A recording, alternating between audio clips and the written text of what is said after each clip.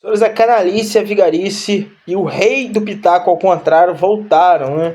Pra comentar o quê? Pra comentar tudo que rolou no final de semana, porque eu fiquei com preguiça de gravar vídeo aqui no sábado e no domingo. Então vamos falar dos Knicks rapidamente, antes de começar o vídeo, para depois falar de Copa do Mundo. Os Knicks que não ganhavam um campeonato desde 1973, né? Quebraram a C com a zica, tudo errado para poder ganhar esse campeonatinho aí, né, da NBA. Meu palpite era até que ia ter mais um jogo, mas, né, não teve esse próximo jogo que eu repercuti, né, que eu falei que ia ter, e falei que ia ser 4-2, a série acabou sendo 4-1, uma série muito disputada, né, a quantidade de jogos da série não reflete o que foi os jogos, né, em todos os jogos os Spurs ganharam de pelo menos 12 pontos, em algum momento do jogo estavam ganhando, e na maioria deles tomaram a virada, só ganharam um jogo sequer, né. Fica de aprendizado, principalmente para os Spurs, que é saber valorizar a bola em momentos diferentes do jogo e saber segurar a bola, que isso que é o mais importante, né? Isso foi uma coisa que os Knicks conseguiram fazer quando estavam ganhando e que os Spurs não conseguiram, que é dar ritmo ao jogo, dar cadência ao jogo, né? O técnico dos Spurs, Smith Johnson, errou em muitos momentos de não pedir tempo, de não parar o jogo, de não valorizar tempo, de não trabalhar mais a bola. Ficou tentando em muitos momentos arremesso de 3, que ocasionou com que os Knicks conseguissem recuperar a bola e conseguissem sair no ataque, né? A frase que o Bronson não conseguiria com o campeonato porque ele era pequeno foi falha, né? Erraram com ele, erraram totalmente com o Bronson, que provou que mesmo sendo um cara pequeno, ele consegue ganhar campeonatos. Tô olhando para a tela aqui, tem uma hora que eu tô assistindo, né, o jogo da Espanha. Tá no mudo aqui, mas eu tô olhando, tem hora. Por quê? Para repercutir a rodada de sábado e a rodada de domingo da Copa do Mundo, né, que foram muitos e muitos jogos. Meus palpites do dia eram que a Suíça ia ganhar, que o Brasil ia ganhar e que a Escócia ia ganhar. Eu só acertei a Escócia porque também a Escócia não tinha como, né? O Brasil empatou, um jogo muito pobre em todas as valências, né? O Brasil foi pobre na defesa, pobre no ataque e principalmente muito pobre no meio. O esquema de 4-2-4 do Ancelotti não tá funcionando, ainda mais que colocaram o Paquetá, né, que é um meio-campista vendido na ponta, para tentar correr contra lateral, que não é um fato que pode ser aproveitado no jogador, né? Enquanto o Ancelotti não entender que fortalecer o meio é importante para o time, não vai ter resultado. Não adianta achar que o Brasil vai sair em ligações rápidas, em pressão alta, sem ter tempo hábil para treinar, né? O Brasil não tem tempo para treinar. Então, não tendo tempo para treinar, o Ancelotti precisa fortificar o que já é aprendido, que é o meio de campo forte e 3 atacantes. Minha ideia ali de time, igual eu falei com vocês, ainda o Alisson no gol, por mais meus problemas, acho que foi uma saída errada. Eu acho que ele tentou antecipar e não antecipou. Ele poderia ter ficado no gol e não ficou. Ele ficou no meio do caminho e ficou vendido no lance, né? A gente fala que o Alisson não toma muitos gols em Copas, mas todos os gols que o Alisson toma são decisivos, né? Então, assim, ele é um bom goleiro, sem dúvida alguma.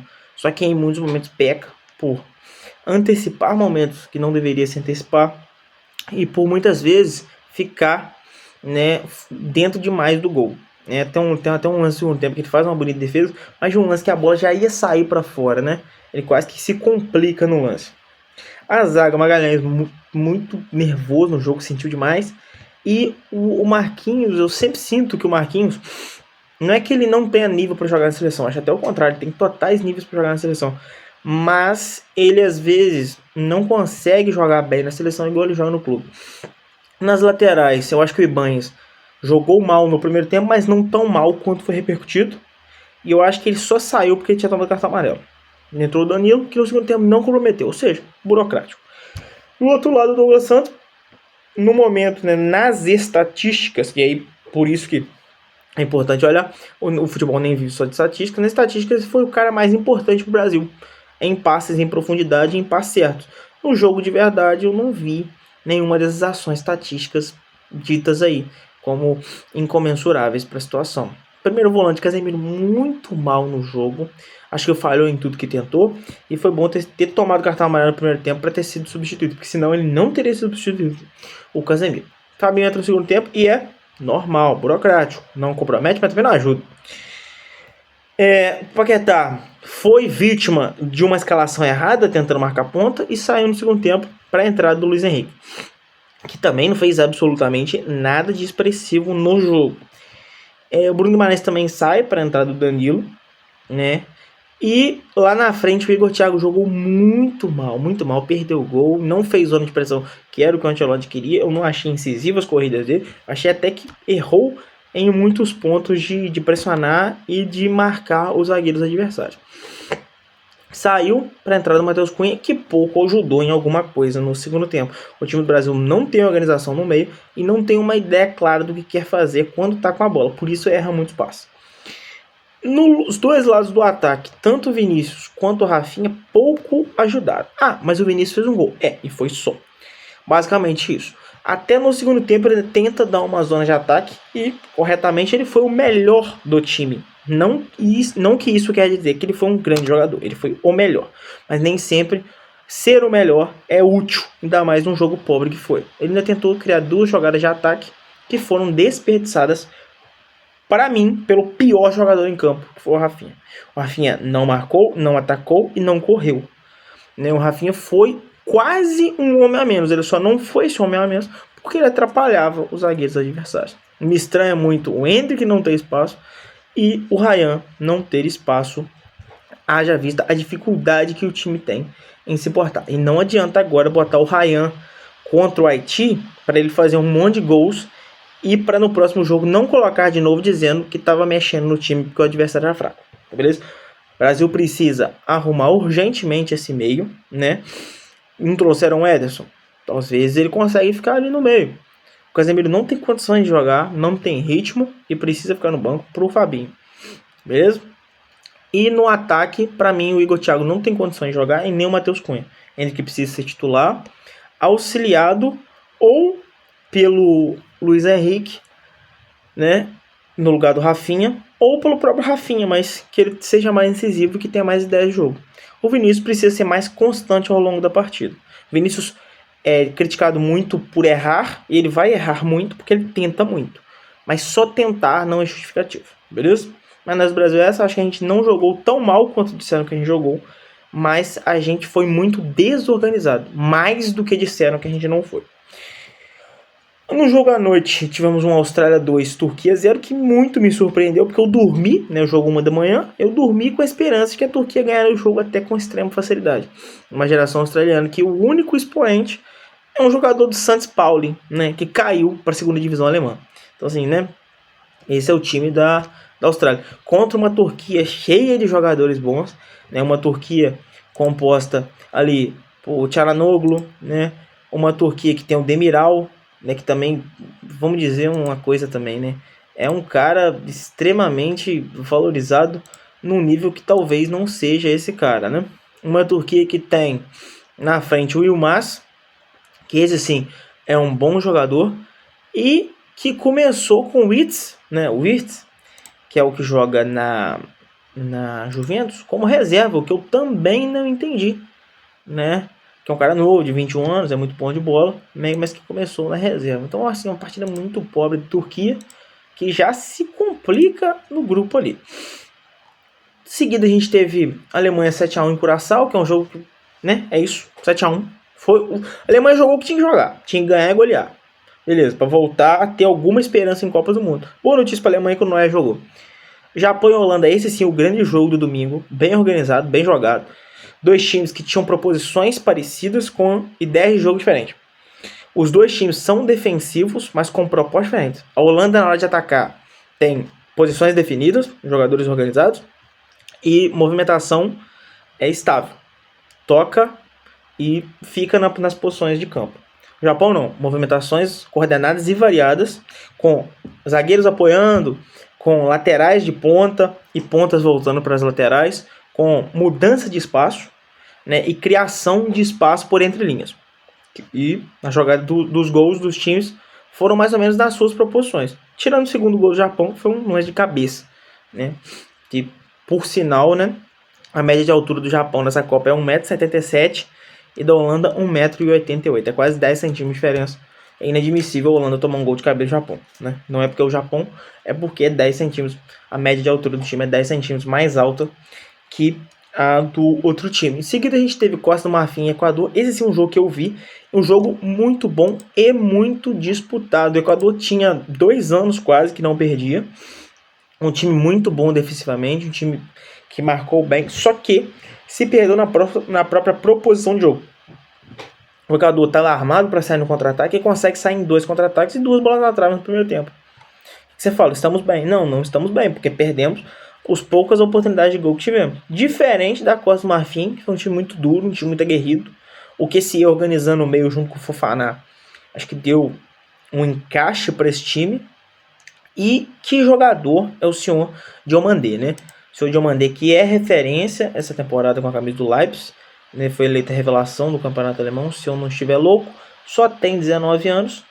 E a informação é que ele vai para o Liverpool. É para minha tristeza, porque eu achei que o Hendrick, o Ryan, que ia para o Liverpool, né? Mas assim, um jogo muito organizado da Costa do Marfim, que foi premiada apenas no final do jogo com o gol do Diallo, né? Com o gol do Diallo, que também entrou bem em campo, né? Entrou bem. O Diallo joga no Manchester United, né? Assim, foi um expoente ali interessante para fazer a Costa do Marfim ganhar o jogo, né? Esse vídeo tá ficando longo, mas vou repercutir tudo, então tô acabando aqui. O jogo final da noite é um Suécia 5, Tunísia 1, que reflete o que foi o jogo, mas que é surpreendente, tá? A Suécia fazer 5 na Tunísia, observando o futebol pobre que a Suécia jogou. Lembra, mas a Suécia foi para a repescagem estando em último no grupo. A Suécia só foi para a repescagem europeia por causa de um quantitativo de vagas da Nations League. Porque ela ganhou o grupo da Nations e mesmo se ela não ficasse bem classificada, ela ia para a repescagem europeia. Ela consegue ir para a repescagem europeia. Tem uma participação interessante na repescagem europeia. Salvo engano, ela ganha da Polônia. Acho que ela ganha. Isso mesmo, ganha da Suécia um jogo e ganha da Polônia o outro para poder se classificar. Assim, muito mal. Suécia, no ciclo, a Suécia perde 2 vezes para a Suíça, perde para o Kosovo 2 vezes, perde para a Eslovênia uma vez, empata a outra, sabe? Assim, muito, muito pobre essa eliminatória da Suécia. E surpreende demais, do nada, né, ter refeito a chave, né, mudado, trocado a chavinha e jogado. Muito se dá ao Gyökeres e o Isaac, que jogaram muito bem, isso eu concordo. Muito se dá ao meio esse camisa 10, esse Benjamin Nigrin, sei lá, se assim mesmo pronuncia, que é um cara que joga no Celtics, que é um ótimo jogador ali, eu acho que ele tem passagem até pela base do Real. E o técnico, né, o técnico Gary Potter, que já foi treinador da Inglaterra, né, lembremos bem, né, se não estiver enganado, antes do Southgate, na Copa de 2014, esse cara era treinador da Inglaterra. Um bom treinador, por sinal. Passamos então, né? A minha surpresa é que tenha sido 5-1. Não era a disparidade dos times, não era para ter sido 5-1. Para os jogos de hoje, nesse momento estamos em 33 do primeiro tempo. Como falei para os senhores, eu estou acompanhando aqui na telinha aqui do lado o jogo da Espanha e por enquanto a Espanha está empatando em 0-0 com o Cabo Verde. Mas pode imaginar, é uma Espanha reserva. Não vemos uma Espanha reserva, inclusive, né, com praticamente todos os grandes expoentes em campo, né? O meio tá aqui, Rodri, Pedro, Fabiano Ruiz, Gabriel Zaba e Ferran Torres, né? Sim, é um time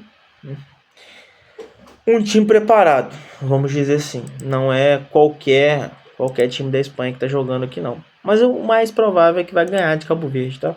Até com certa facilidade. Continuando o dia, a gente tem Bélgica e Egito.